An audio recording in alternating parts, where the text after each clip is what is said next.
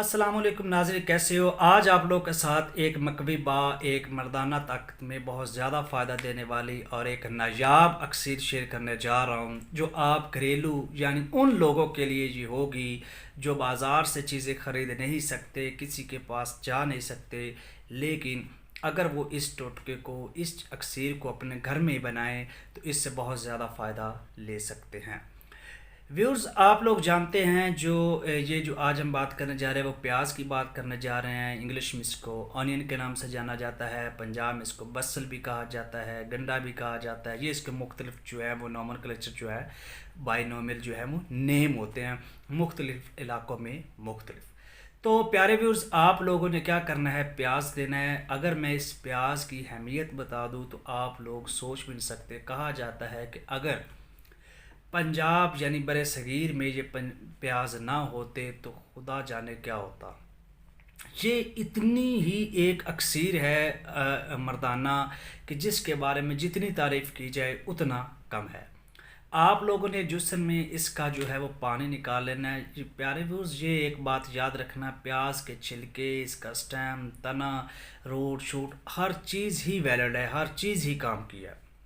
तो आपने प्याज लेना है, उसका पानी जो है आपने जूसर मशीन से पानी उसका निकाल लेना है, जो कम अज़ कम 200 ml या 250 ml जो होना चाहिए, यानी एक पाव तक आप लोगों ने पानी इसका लेना है।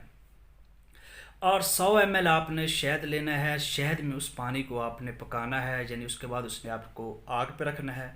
शहद ले लें, उसमें आपने वो एक पाव 250 ml जो है वो आप लोगों ने ऐड कर देना है प्याज का पानी। उसको आपने आग पे रख देना है और उसको अच्छे तरीके से पकाना शुरू कर देना है। अब क्या होगा, ये आपको तकरीबन एटलीस्ट 30 से 40 मिनट, 30 से 40 मिनट आपके लगेंगे। उसके बाद जो पानी सारा है वो शहद में चला जाएगा। आपका जब शहद जितना आपने जो इस्तेमाल किया था, 100 ml रखा, वो जब उतना बच जाए उसके बाद आपने उसको नीचे उतार लेना है।